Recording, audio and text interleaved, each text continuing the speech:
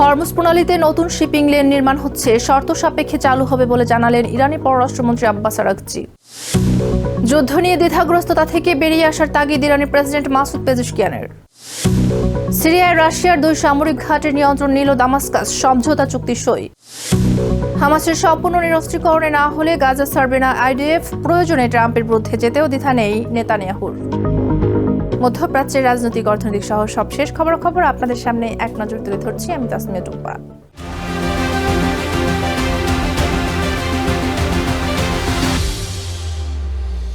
ইরানের পররাষ্ট্রমন্ত্রী আব্বাস আরাগচি বলেছেন, ওমানের সাথে সম্ভাব্য চুক্তিটি হতে পারে, কিন্তু হরমুজ প্রণালী খোলার বিষয়টি আরও কিছু শর্ত পূরণের উপর নির্ভরশীল।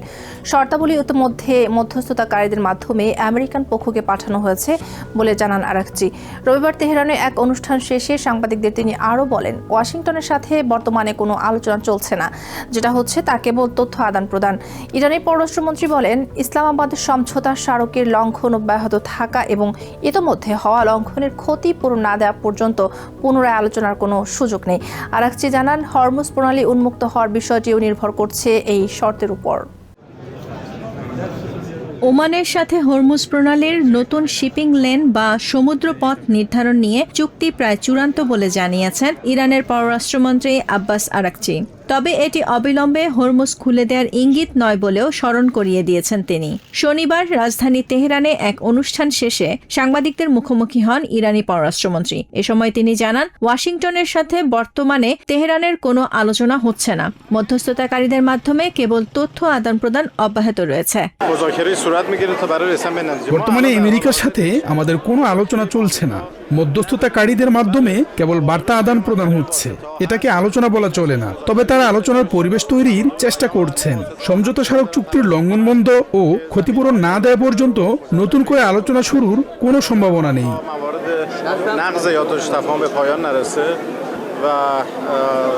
তেহরানের মতে হরমুজ প্রণালী উন্মুক্ত হওয়াটাও নির্ভর করছে ইরানের এসব শর্তের ওপর। আরাগচি জানান, তেহরান মাস্কাটের আলোচনার চূড়ান্ত পর্যায়ে বিশেষজ্ঞরা এখন নতুন শিপিং লেনের মানচিত্র তৈরির কাজ করছেন। ইরান ওমানের চুক্তি চূড়ান্ত হলেও তেহরানের শর্তগুলো ওয়াশিংটন মেনে নিলেই কেবল এটি উন্মুক্ত হবে বলে পুনর্ব্যক্ত করেন ইরানের পররাষ্ট্রমন্ত্রী।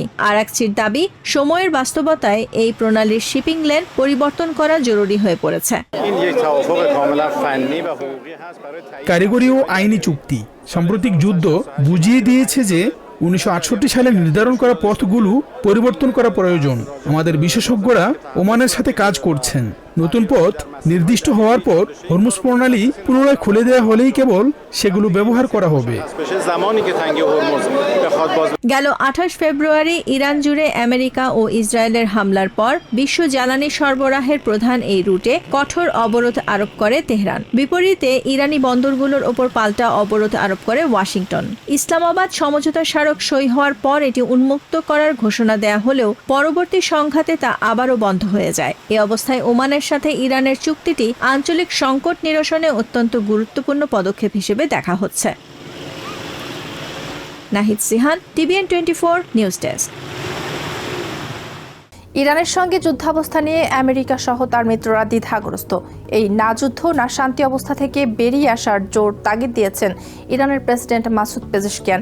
ন্যাশনাল জার্নালিস্ট ডে উপলক্ষে রবিবার তেহরানের প্রেসিডেন্ট কার্যালয়ের সাংবাদিকদের সাথে আলাপকালে তিনি বলেন, সমঝোতা স্মারক লঙ্ঘনের যে কোনো ঘটনায় সংঘাতের বদলে আলোচনার মাধ্যমে সমাধানের পথ খোঁজা উচিত।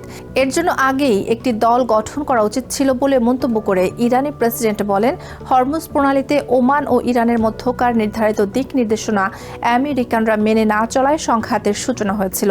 তবে চুক্তি লঙ্ঘনের পর সরাসরি যুদ্ধে না জড়িয়ে আলোচনার মাধ্যমে বিরোধ মিটিয়ে নিলে আজকের পরিস্থিতি তৈরি হতো না বলে মত দেন ইরানের প্রেসিডেন্ট।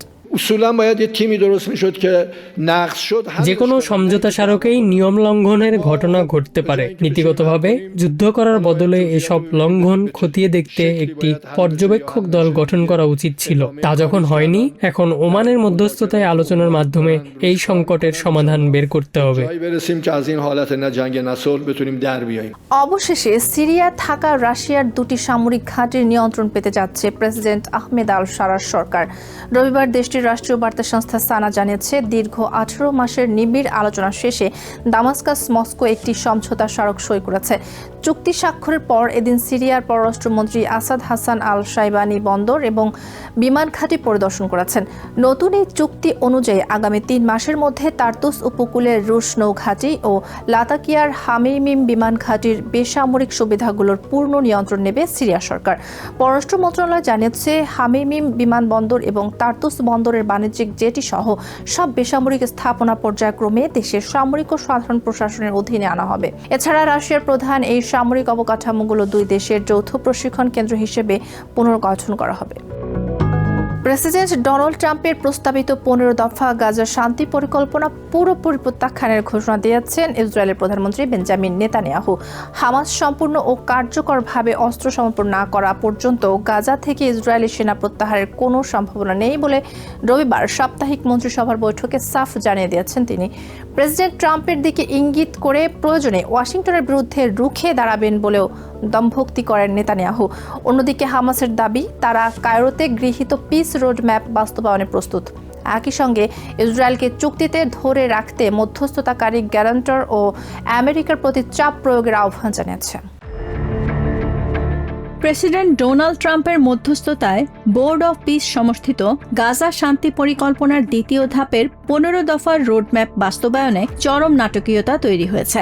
মধ্যস্থতাকারীদের প্রস্তাবিত এই পিস রোডম্যাপ বাস্তবায়নে হামাস সম্মত হয়ে চুক্তি মেনে চলার অঙ্গীকার করলেও তা সরাসরি খারিজ করে দিয়েছেন ইসরায়েলি প্রধানমন্ত্রী বেঞ্জামিন নেতানিয়াহু। রবিবার মন্ত্রিসভার বৈঠক থেকে প্রেসিডেন্ট ট্রাম্পের পরিকল্পনা প্রত্যাখ্যানের ঘোষণা দেন ইসরায়েলি প্রধানমন্ত্রী। আমি আবারও স্পষ্ট করে বলছি, 15 দফার এই নথিটি ইসরায়েল প্রত্যাখ্যান করছে। হামাস সম্পূর্ণ অস্ত্র সমর্পণ না করা পর্যন্ত ইসরায়েলি প্রতিরক্ষা বাহিনী গাজা থেকে 1 ইঞ্চিও সরবে না। আমাদের শর্ত খুব সোজা, ভারী বা হালকা যাই হোক, সব ধরনের অস্ত্র তাদের ছাড়তে হবে। আমরা লোক দেখানো নয়, বাস্তব ও কার্যকর নিরস্ত্রীকরণ দেখতে চাই। ইসরায়েলি অর্থমন্ত্রী বেজালেল স্মোট্রিচ সহ উগ্র ডানপন্থী নেতারা নেতানিয়াহুর এই ঘোষণায় ভূয়সী প্রশংসা করেন। এ সময় নিজেদের প্রধান মিত্র তথা প্রেসিডেন্ট ট্রাম্পের বিরুদ্ধে দাঁড়াতে হলেও তা করবেন বলে দমভক্তি করেন নেতানিয়াহু। যারা আমাদের উপদেশ দেন তাদের মতো নয়, বরং ইসরায়েলের নিরাপত্তার জন্য যা যা করা প্রয়োজন আমরা ঠিক তাই করছি। এমনকি প্রয়োজনে আমাদের সবচেয়ে ঘনিষ্ঠ বন্ধুদের বিরুদ্ধেও নিজেদের অবস্থানে কিভাবে অনড় থাকতে হয় তা আমাদের জানা আছে এবং তা আমরা পারি। তবে প্রেসিডেন্ট ট্রাম্পের প্রতি গভীর শ্রদ্ধা জানিয়ে নেতানিয়াহু আরও বলেন, তিনি তেল আবিবের মহান বন্ধু। একই সাথে আমেরিকার প্রতিরক্ষা সহযোগিতার প্রশংসা করলেও নেতানিয়াহু পুনর্ব্যক্ত করেন, গাজা কিংবা ওয়েস্ট ব্যাংকে কোনো স্বাধীন প্যালেস্টাইন রাষ্ট্র তিনি গড়ে উঠতে দেবেন না। নেতানিয়াহুর এই কঠোর অবস্থানের মুখে ক্ষোভ প্রকাশ করেছে প্যালেস্টাইনের স্বাধীনতাকামী সংগঠন হামাস। কায়রোতে হওয়া সমঝোতা অনুযায়ী পদক্ষেপ নেয়ার বদলে ইসরায়েল সরকার গাজায় হামলা অব্যাহত রাখায় ওয়াশিংটন ও মধ্যস্থতাকারীদের হস্তক্ষেপ দাবি করেছে তারা। এদিকে প্রকাশ্যে নেতানিয়াহুর হুমকি সত্ত্বেও গাজার রাফাহ সীমান্তে পিস বোর্ডকে অবকাঠামোগত কাজ শুরুর গোপন অনুমতি দিয়েছে তেল আবিব, এমনটাই দাবি করেছে ইসরায়েলি আর্মি রেডিও। তবে সামরিক বাহিনী চালিত গণমাধ্যমটির প্রতিবেদন অস্বীকার করেছে নেতানিয়াহুর কার্যালয়। এক বিবৃতিতে ইসরায়েলি প্রধানমন্ত্রীর কার্যালয় দাবি করে, রাফার ওই এলাকায় ইউনাইটেড আরব আমিরাত পরিচালিত এক প্রকল্পের অংশ হিসেবে কাজটি কয়েক মাস আগেই শুরু হয়েছে। ইসরায়েলের অভ্যন্তরীণ রাজনীতি এবং আগামী নির্বাচনকে ঘিরে প্রেসিডেন্ট ট্রাম্পের পরিকল্পনা মেনে না নেয়ার জন্য নেতানিয়াহুর ওপর তার নিজ জোটের ডানপন্থী শরিকদের চাপ বাড়ছে।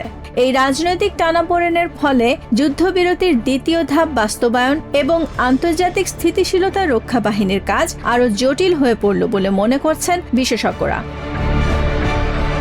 Nahid Sihan, TVN 24 news desk.